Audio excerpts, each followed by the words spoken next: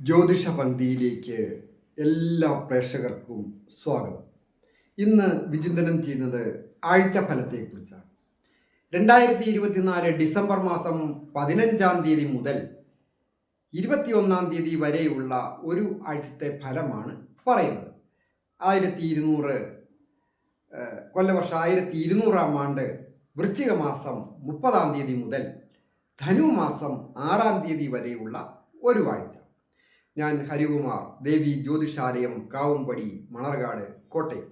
ഈ ചാനൽ പേരും നക്ഷത്രവും ചേർത്ത് കമൻറ്റ് ചെയ്യുകയും സബ്സ്ക്രൈബ് ചെയ്യുന്നവർക്കും വേണ്ടി പ്രത്യേകം പ്രാർത്ഥിക്കുന്നതാണ്. കൂടാതെ ജ്യോതിഷ കാര്യങ്ങൾക്ക് നേരിട്ട് വരികയോ ഫോൺ വിളിച്ച് ചോദിക്കുന്നതിനും അവസരമുണ്ടായിരിക്കുന്നു. മേടം രാശിക്കാരായിരിക്കുന്ന അശ്വതി, ഭരണി, കാർത്തികയുടെ ആദ്യത്തെ പാദമടങ്ങുന്ന നക്ഷത്രക്കാർക്ക് ദൈവാധീനമുള്ള ഒരു ആഴ്ചയാണ്. വിജയങ്ങൾ വന്നു ചേരും. സന്തോഷകരമായ കുടുംബജീവിതം നയിക്കുവാനായിട്ട് സാധിക്കും.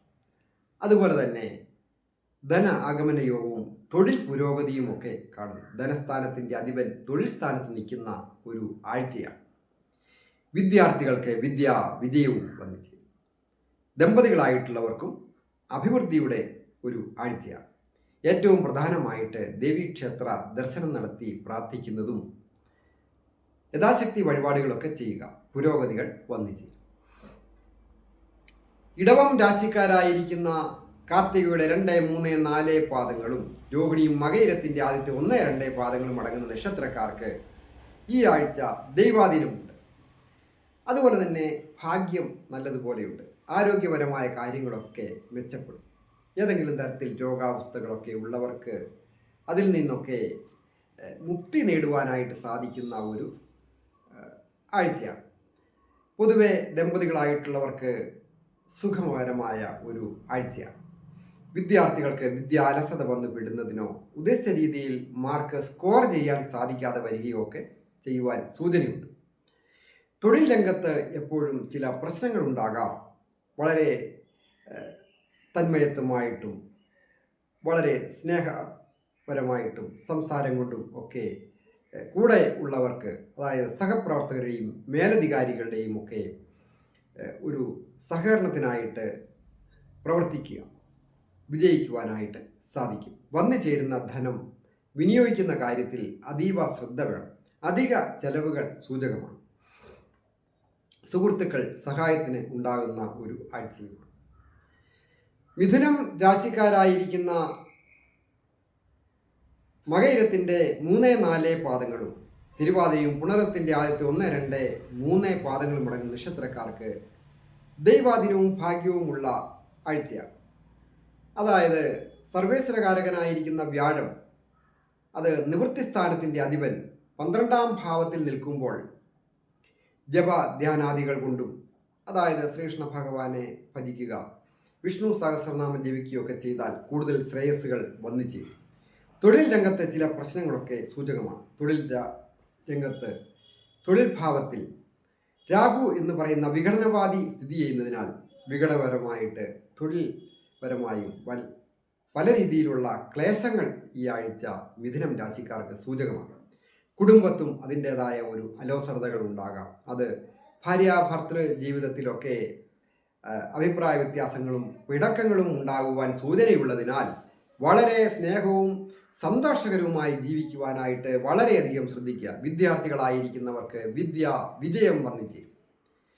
കർക്കിടകം രാശിക്കാരായിരിക്കുന്ന പുണരത്തിൻ്റെ 4-ാം പാദവും പൂയവും ആയില്യവും അടങ്ങുന്ന നക്ഷത്രങ്ങൾ, ഈ നക്ഷത്രക്കാർക്ക് ദൈവാധീനം 11-ാം ഇടത്താണ് വ്യാഴം സ്ഥിതി ചെയ്യുന്നത്. സർവാഭീഷ്ടങ്ങളും സാധിക്കേണ്ട ഭാവത്തിൽ 9-ാം ഭാവത്തിൻ്റെ അധിപൻ, ഏറ്റവും ഭാഗ്യഭാവത്തിൻ്റെ അധിപനുമാണ് സഞ്ചരിക്കുന്നത്.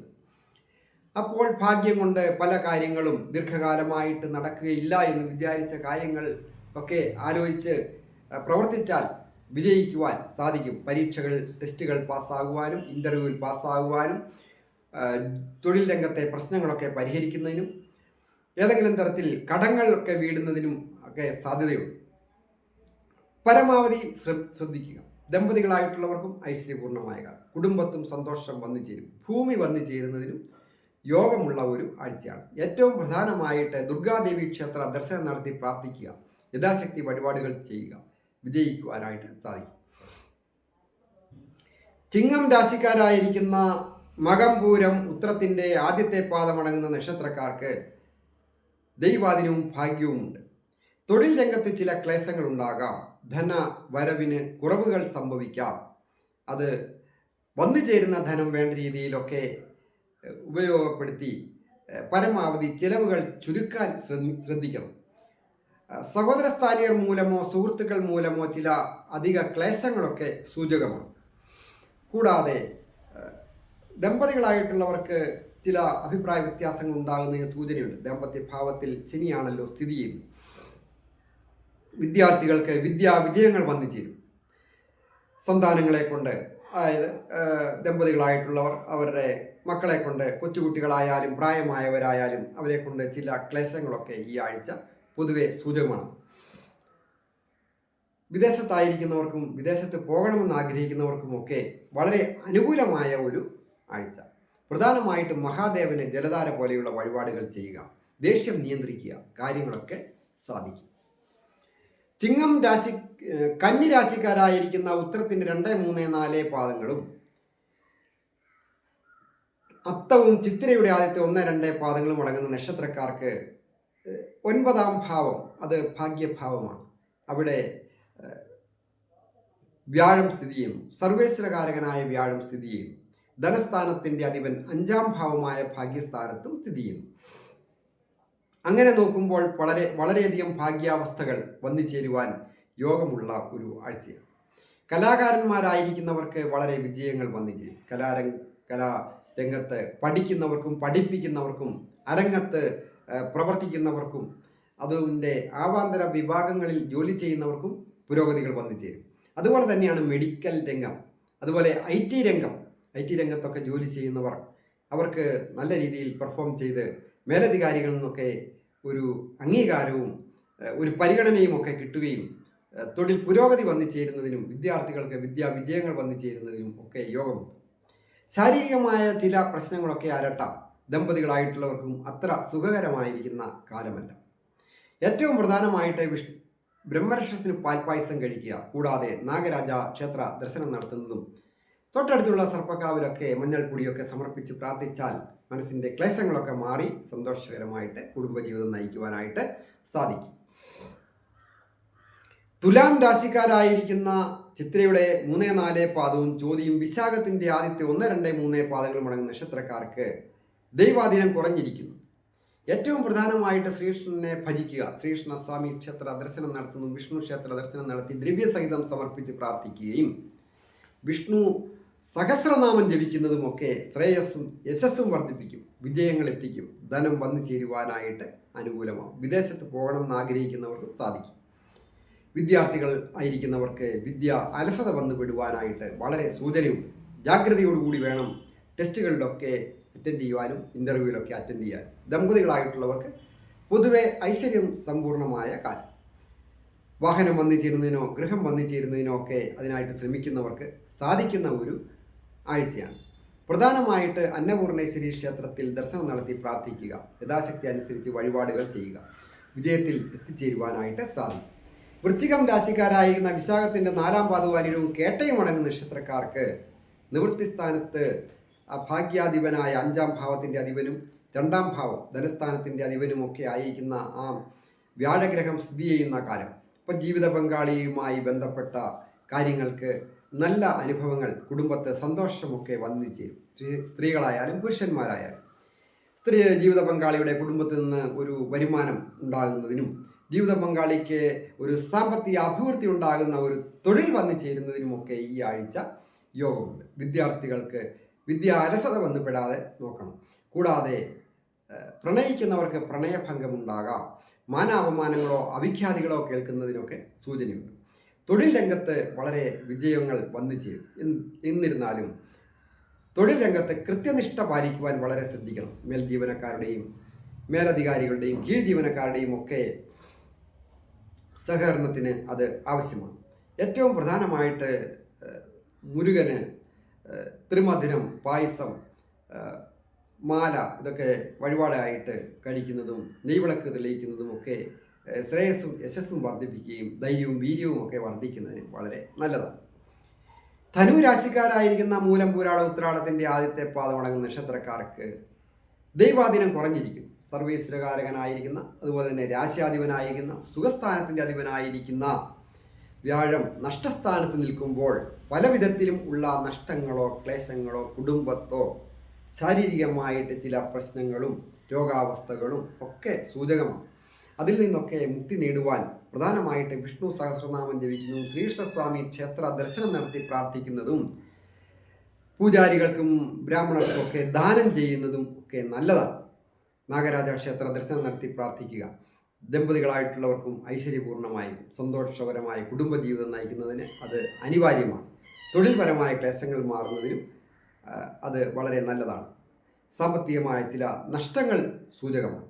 അത് ഉണ്ടാകാതെ ജാഗ്രത പാലിക്കുക.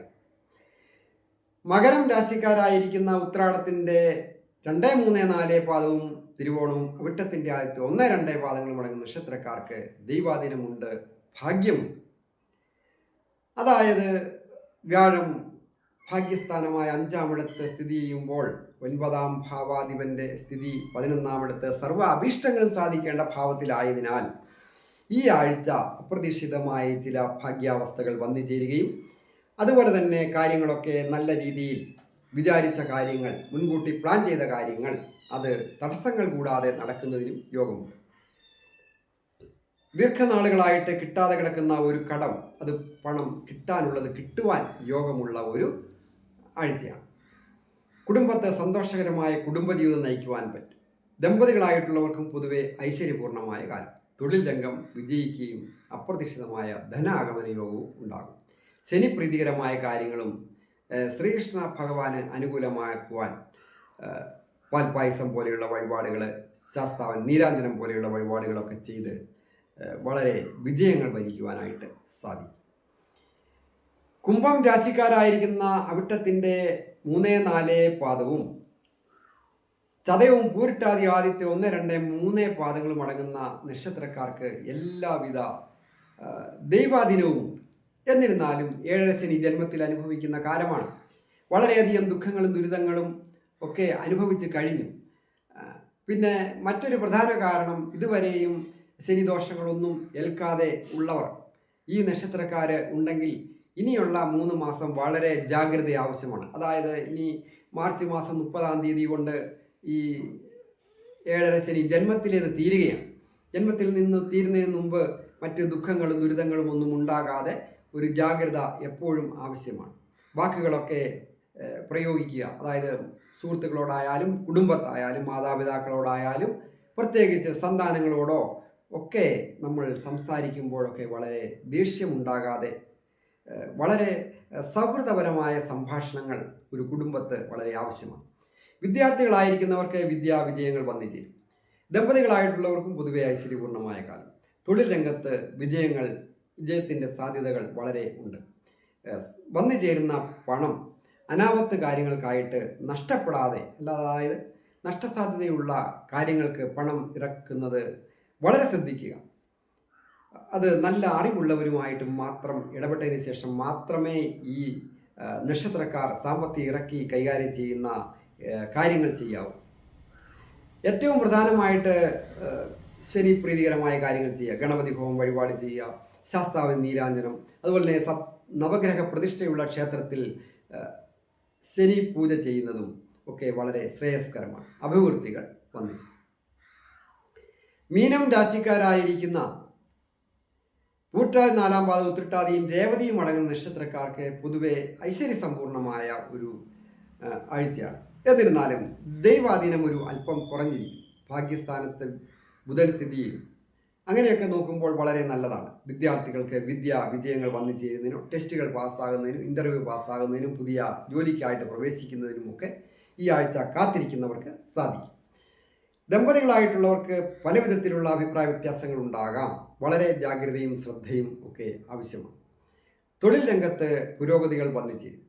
അധികാരത്തോടു കൂടിയ ഒരു ജോലി ഈ നക്ഷത്രക്കാർക്ക് പുതിയതായിട്ട് ജോലിയിൽ പ്രവേശിക്കുവാൻ ആഗ്രഹിക്കുന്ന ഇൻ്റർവ്യൂവിലൊക്കെ പാസ്സായി കാത്തിരിക്കുക. ഇൻ്റർവ്യൂവിലൊക്കെ പാസ്സായിട്ട് അപ്പോയിൻമെൻ്റ് ഓർഡറിന് കാത്തിരിക്കുന്നവർക്ക് അധികാരത്തോടു കൂടിയ ഒരു തൊഴിൽ പ്രവേശിക്കുന്നതിനും സാമ്പത്തിക നേട്ടങ്ങൾ ഉണ്ടാകുന്നതിനും കാര്യങ്ങളൊക്കെ ഉദ്ദേശിച്ച രീതിയിൽ പ്രവർത്തനം മുമ്പോട്ട് കൊണ്ടുപോകാൻ ഈ ആഴ്ച ഒരു തുടക്കം കുറിക്കുവാൻ പറ്റുന്ന ഒരു ആഴ്ചയാണ്.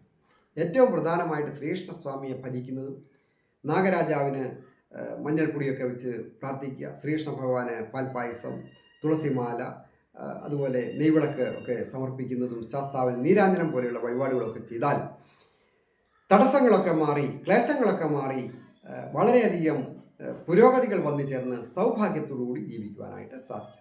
എല്ലാവർക്കും നന്മ വരുവാനായിട്ട് പ്രാർത്ഥിക്കുന്നു.